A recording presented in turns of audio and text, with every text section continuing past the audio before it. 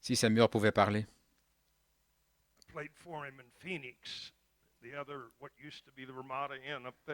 À Phoenix, là où il y avait l'hôtel Ramada, si ces murs pouvaient parler. Mais je vais vous dire ce qu'il m'a dit juste quelques mois avant que le Seigneur le reprenne.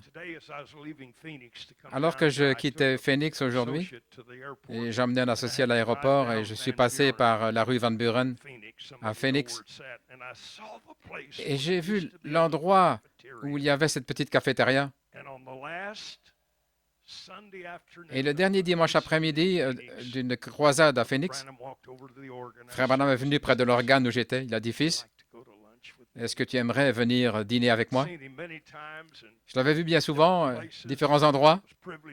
J'ai eu le privilège d'être avec lui. Mais c'était une joie. Mon cœur a presque sauté hors de ma poitrine. « Oh, oui, Frère Branham. » Je suis sorti de l'orgue. Nous sommes montés dans sa voiture. Ce n'était pas une grosse Cadillac ou une limousine comme certains prédicateurs ont aujourd'hui. Je vais laisser ça de côté. Nous sommes arrivés à sa voiture. Nous sommes sortis près de la cafétéria. Il a ouvert le coffre et à mon choc, il avait là un étui à fusil. Combien connaissent des prédicateurs qui se promènent avec un fusil? Je vais laisser ça. C'était un fusil de chasse, une Winchester 30-30. Il a sorti, il me l'a mis en main. Il dit, la compagnie Winchester vient de me l'envoyer. Il avait son nom écrit en lettres dorées, Frère William Branham. C'est comme si j'étais là, dans l'arche de l'Alliance, je ne savais pas quoi faire. Je ne savais pas tirer, mais j'étais... Je sais qu'il aimait aller à la chasse de temps en temps, avec des amis dans le ministère. Et je lui ai dit, Frère Branham, j'ai entendu parler de ces fois-là, avec frère tel et tel, frère tel et tel. Nous sommes allés dans le restaurant. On a eu notre nourriture, on s'est assis. Et j'ai honte de dire ceci, mais puis-je le dire comme c'est? Je vais simplement dire la vérité. J'avais dans ma pensée que si Frère Branham m'engageait pour un avancement, je pouvais vraiment lui organiser une grande croisade. C'était mon cerveau charnel. J'avais aidé quelques prédicateurs avec des annonces dans les journaux. Et je pensais que j'avais la réponse à toutes les campagnes de publicité des prédicateurs. Même ton papa. Là, mais Frère Branham, il était assis et j'ai dit, Frère Branham, vous savez, vous n'avez que 50 ans, vous avez beaucoup d'énergie, vous venez d'aller à la chasse. Si vous aviez la bonne promotion, vous pourriez avoir la plus grande croisade que vous avez jamais eue. Il m'a regardé, il a souri, il a baissé la tête et il a dit, non, fils, tu vois, ce n'est pas comme ça que Dieu l'a planifié. Ce n'est pas ce que je voulais entendre, mais comment dire à Frère Branham quelque chose que vous vouliez entendre? Il parlait pour Dieu. Et j'ai écouté avec ma cervelle charnelle. Il a dit, que voulez-vous dire, Frère Branham? Il a dit, Dieu en a terminé avec moi. Et là, je suis presque tombé par terre. J'ai dit, que voulez-vous dire à ce sujet? Vous avez encore beaucoup d'années. Et il a dit, ma saison est arrivée à son terme. Et il a continué en expliquant comment il faisait partie d'une grande série de réveils, de guérisons. Il a mentionné les prédicateurs de Voice of Healing et d'autres. Il a mentionné Frère Allen. Il avait aussi été à la réunion de mon père et il a été gentil de le mentionner. Il a dit, j'étais dans cette saison.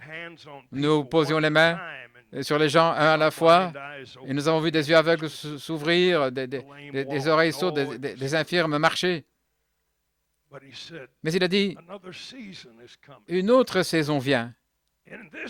Et dans cette saison, ce sera l'enseignement et la révélation de la parole de Jésus-Christ et qui nous sommes en lui.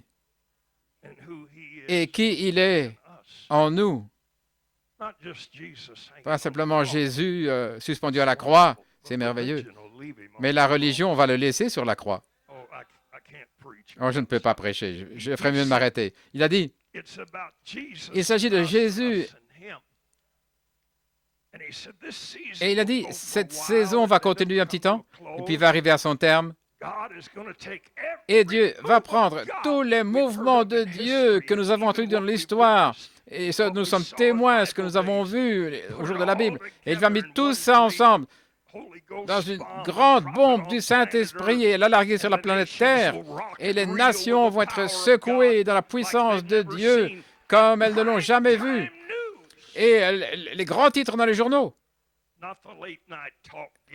non pas les dernières nouvelles, mais les gros titres vont montrer les